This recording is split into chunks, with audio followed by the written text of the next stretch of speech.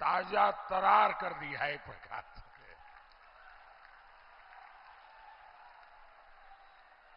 साथियों, आपका ये प्यार, ये जन सैलाब, ये उत्साह, ये साफ साफ बता रहा है कि सपा कांग्रेस का इंडी गठबंधन पूरी तरह ध्वस्त हो चुका है।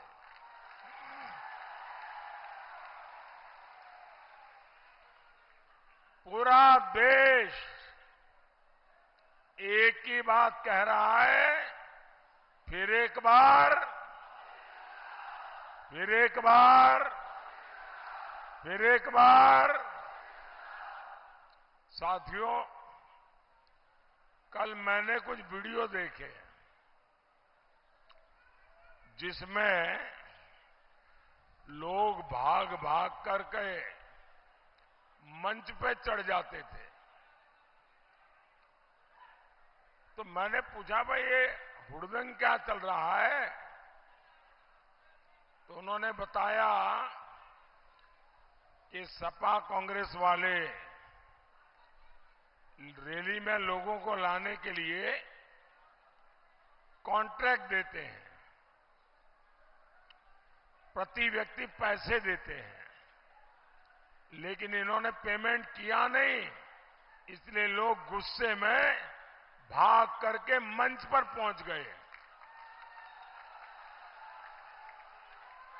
अब जिस पार्टी का ये हाल हो, वो आपका भला कैसे कर सकते हैं? साथियों, आपने देखा होगा, हफ्ते पहले कांग्रेस के एक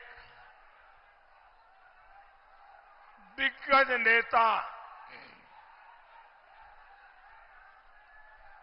देखिए भाइयों, अब जगह नहीं है, आप जहां है वहां, अब मुझे देख नहीं पाओगे, सुन लीजिए बस। और ये स्क्रीन वगैरह लगाए हैं, वहां अगर कुछ दिखाई देता है तो उसी के सहारे काम करना पड़ेगा। अगर आप इजाजत दें तो मैं आगे बोलना शुरू करूं, तो आपकी इजाजत है? कांग्रेस के एक दिग्गज नेता, जो कांग्रेस के शाहजादे पर जिनका पूरा पूरा कंट्रोल है, और वो एक प्रकार से कांग्रेस के शाहजादे के कमांडो की तरह काम कर रहे हैं। 3-4 दिन पहले वो ट्वीट करते थे, मोदी को भला बुरा कहना ये उनका काम होता है। तो वो लगातार कह रहे थे, निवर्तमान प्रधानमंत्री श्री नरेंद्र मोदी। अब ठीक है, उनको मजा आता था, करते थे, मैं कुछ बोलता नहीं था, लेकिन अभी चौथे और 5वें चरण के मतदान के बाद उन्होंने निवर्तमान वाला जो मजाक उड़ाते थे, वो भी मजाक करना छोड़ दिया है। मतलब एक कमांडो ने भी मान लिया है कि देश की जनता मोदी को फिर एक बार प्रधानमंत्री बनाने का निर्णय कर चुकी है।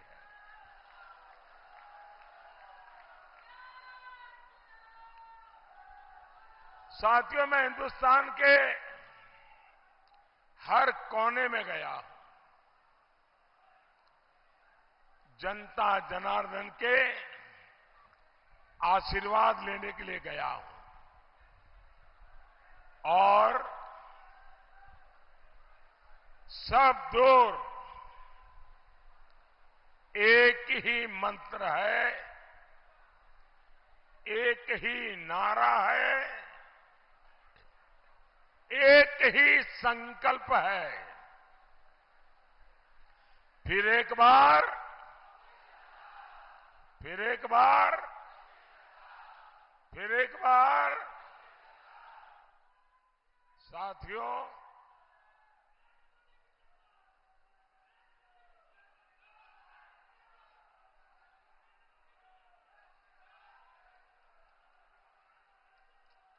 उनको करने दीजिए। नहीं, आप चालू रखो। आप थक जाएंगे, फिर मैं शुरू करूंगा।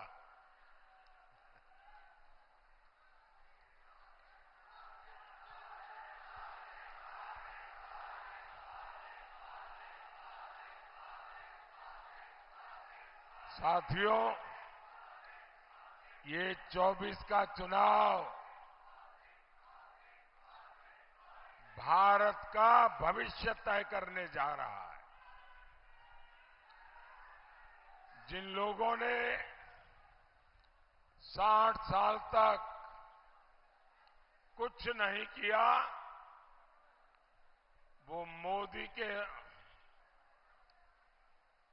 कामों को, मोदी को रोकने के लिए एक हो गए हैं। यूपी में 2 लड़कों की जोड़ी फिर से लॉन्च हुई है।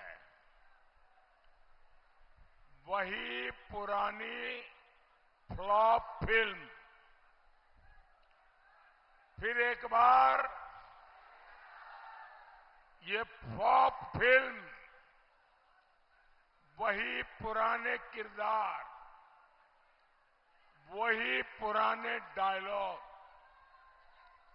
अब आप मुझे बताइए, पूरा चुनाव खत्म होने को आपने एक भी नई बात इन लोगों के मुंह से सुनी क्या? देश को आगे कैसे ले जाएंगे? विकास का विजन क्या है? अर्थव्यवस्था को लेकर क्या प्लान है? दोनों साझादों ने एक बार भी भरोसेमंद बात नहीं कही। मैं समझ नहीं पा रहा हूं, आखिर ये वोट मांग क्यों रहे हैं भाई? ये कहते हैं मोदी ने जो काम किया है, हम उसको पलटने के लिए आएंगे। मोदी के सारे कामों को सब खत्म करके हम नए सिरे से देश को चलाएंगे। और यही इनका एजेंडा है, मोदी के कामों को पलटना। भाई और बहनों, 10 साल में मोदी ने क्या काम किए? मोदी ने 4 करोड़ गरीबों को पक्के घर दिए।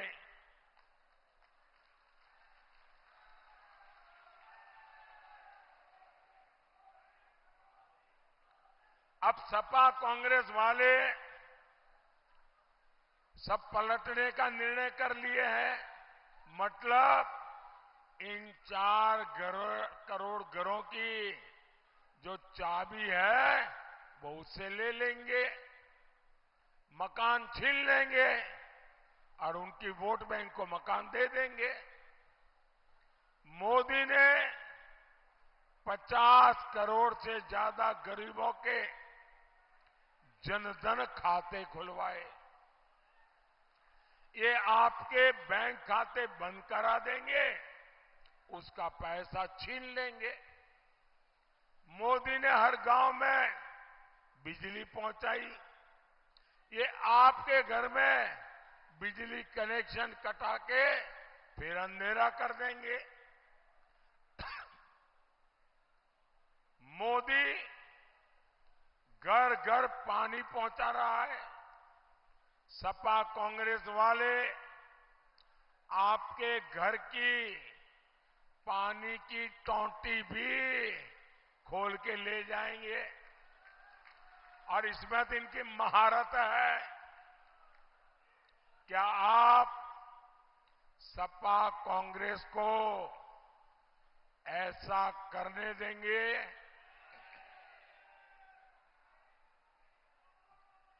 ऐसी आवाज नहीं चलती है भाई। आप जरा हिम्मत से बताइए, आप सपा कांग्रेस को ऐसा पाप करने देंगे? ऐसा जुल्म करने देंगे? साथियों, मोदी देश के लिए जीता है।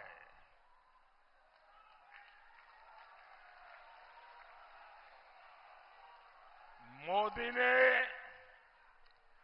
देश हित में जो फैसले लिए वो इंडी वालों की बस की बात नहीं है। अरे क्या क्या पलटोगे, क्या क्या बदलोगे? इनके नेता कह रहे हैं कांग्रेस आई तो सीएए को रद्द कर देंगे। कहते हैं कांग्रेस आई तो कश्मीर में 370 फिर से लगाएंगे। इसका मतलब क्या होगा? जो आतंकवादी आज जेल में है उन्हें कांग्रेसी पीएम के घर में बुलाकर बिरयानी खिलाएंगे। जिन लोगों की सोच ऐसी है, जो ऐसे ख्यालों को पालते हैं, ऐसे इंडी गठबंधन वाले साथियों, आप कल्पना करिए इन लोगों के इरादे देश को कितने तबाह कर देंगे। कांग्रेस आई तो भ्रष्टाचार पर जो कड़े नियम बने हैं, जो नोटों के पहाड़ पकड़े जा रहे हैं, ये कानून बदलकर भ्रष्टाचारियों को बचाएंगे। सपा राज में डीएम बनाने के लिए रेट कार्ड फिक्स था। डीजीपी बनाने के लिए रेट कार्ड फिक्स था। नौकरी देने के लिए रेट कार्ड फिक्स था। सड़क बने बिना पैसों का भुगतान हो जाता था। अब ये सब बंद हो गया है। अब इस बताइए, जिसका इतना नुकसान होगा वो मोदी को गाली देगा कि नहीं देगा? दिन रात गाली देगा कि नहीं देगा? रोज नई नई गालियां देगा कि नहीं देगा? मेरे प्यारे भाइयों बहनों, मोदी को ये सारी गालियां मंजूर है। मोदी को अनाप शनाप उनको जो बोलना है सब कुछ मंजूर है। मेरे लिए बोले, मेरे परिवार के लिए बोले, सब कुछ मंजूर है। लेकिन सपा वाले, कांग्रेस वाले, इंडी गठबंधन वाले कान खोल के सुन ले, मोदी को भ्रष्टाचार मंजूर नहीं है, नहीं है, नहीं है।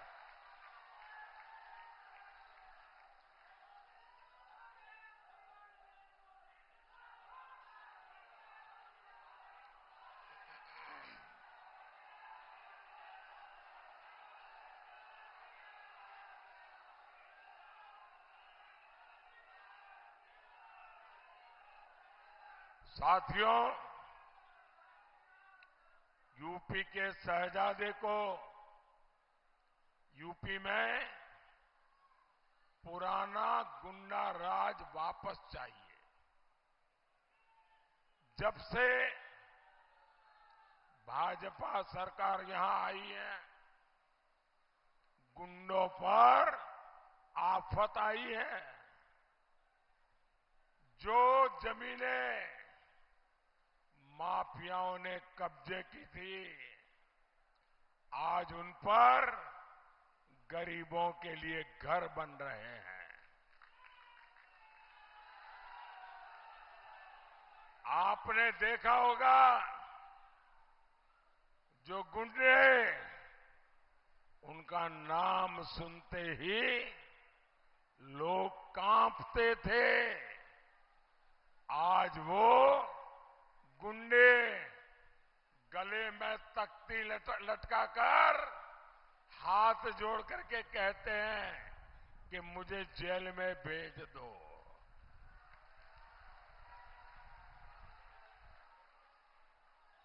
साथियों, भाजपा यूपी को उस हालत में वापस नहीं जाने देगी और ये मोदी की गारंटी है।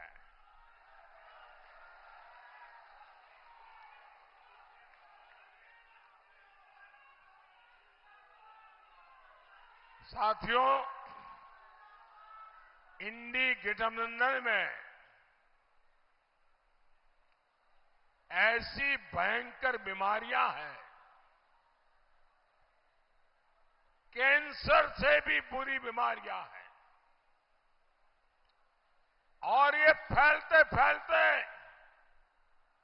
पूरे हिंदुस्तान को तबाह कर दें, इतनी भयंकर बीमारियां ये इंडी अलायंस में है। 3 बीमारियां जिससे देश को सावधान रहना जरूरी है। ये इंडी अलायंस वालों की सबसे बड़ी बीमारी है। ये लोग गौर सांप्रदायिक है। दूसरी गंभीर बीमारी है, ये गौर जातिवादी है। तीसरी बीमारी है, ये गौर परिवारवादी है। और ये तीनों बीमारियां देश के लिए कैंसर से भी ज्यादा विनाशक बन सकती है। ये लोग जनता के बीच जाते हैं, बड़ी बड़ी बातें करते हैं, जनता पूछती है 60 साल में क्या किया, पहले ये तो बताओ। तो ये लोग अपना तुरुप का इक्का निकालते हैं। इनका एक इक्का है, समाज को बांटो और वोट जिहाद करवाओ। साथियों, इंडी गठबंधन वाले तुष्टीकरण के लिए नई नई स्कीम लेकर आए हैं। इनके कुछ नेता आपकी संपत्ति की जांच करवाने की बात कर रहे हैं। कांग्रेस कहती है संपत्ति पर पहला अधिकार मुसलमानों का है।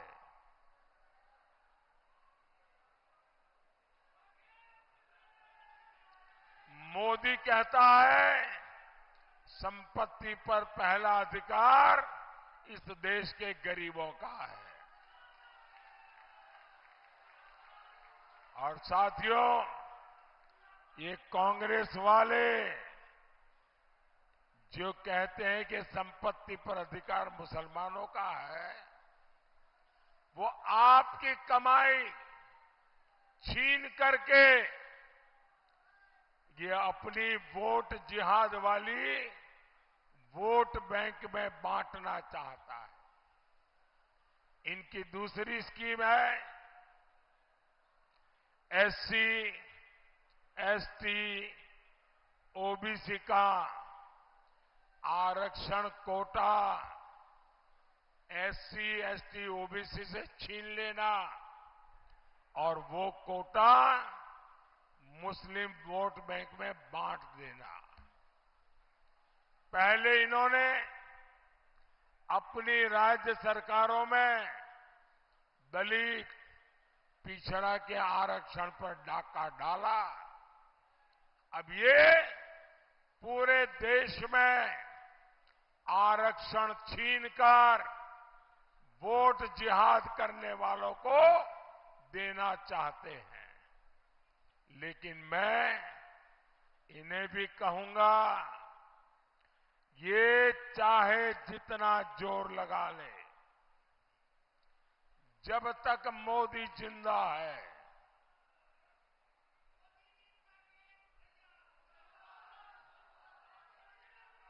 जब तक मोदी जिंदा है, गरीब, दलित, पिछड़ों, आदिवासियों का आरक्षण कोई छीन नहीं सकता।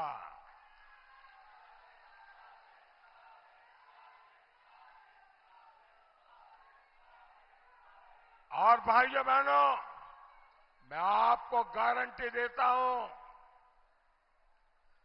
वंचितों का जो अधिकार है, मोदी उसका चौकीदार है। मैं आपको गारंटी देता हूं,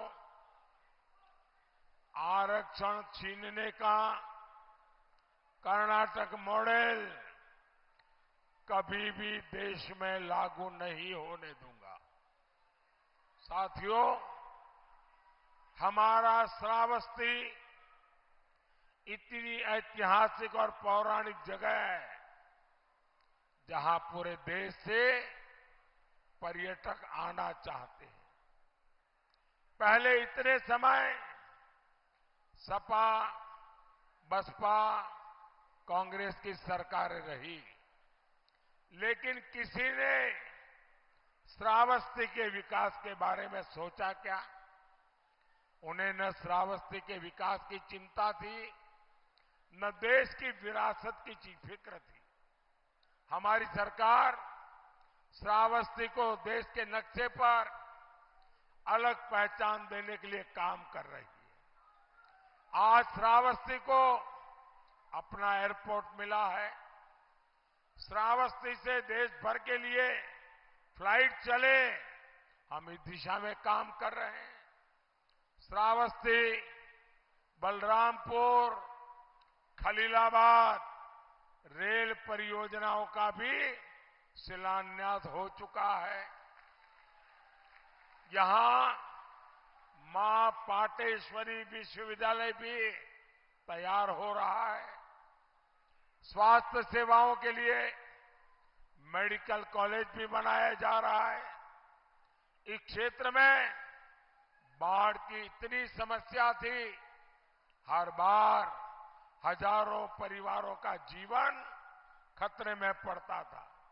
लेकिन अब सरयू नदी परियोजना से बाढ़ का संकट भी खत्म होगा, किसानों को फायदा होगा।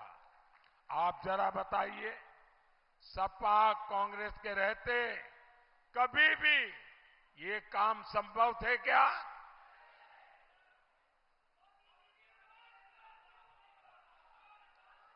अगर गलती से इन्हें मौका मिला तो जो काम चल रहा है ये उन्हें भी ठप करके रख देंगे। और पैसे खा जाएंगे। साथियों, मोदी किसी शाही खानदान से नहीं आया है। मैं इन्हीं माताओं जैसी गरीब मां का बेटा हूं। मुझे किसी के लिए कुछ कमाना नहीं है, लेकिन मेरा संकल्प है, मैं अपने देश को इतना मजबूत बनाना चाहता हूं कि परिवारवादी पार्टियां फिर से देश को बदहाल न कर सके। इसके लिए मुझे आपका आशीर्वाद चाहिए।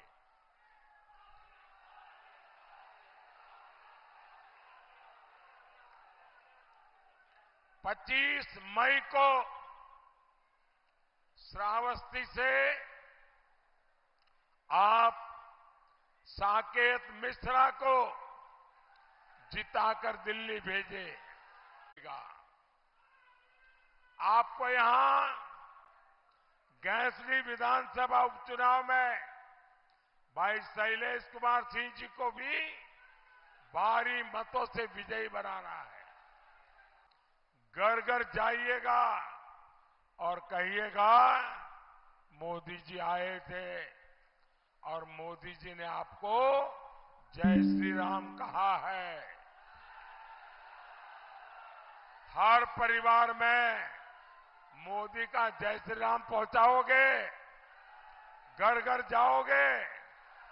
मेरे साथ बोलिए, भारत माता की, भारत माता की। बहुत बहुत धन्यवाद।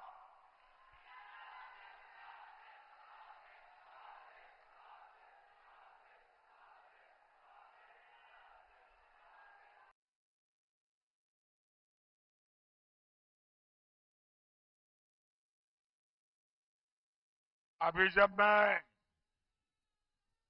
हेलीकॉप्टर से आया तो बहुत सारे मेरे पुराने साथी मिल गए और बहुत सारी पुरानी बातें वहां हेलीपैड के पास खड़े खड़े उन्होंने मुझे याद कराई। 30-35 साल पहले जब मैं यहां संगठन के काम के लिए आया करता था, वहां के उस समय के पुराने अनुभव आज मेरे मन को ताजा तरार कर दिया है। एक प्रकार से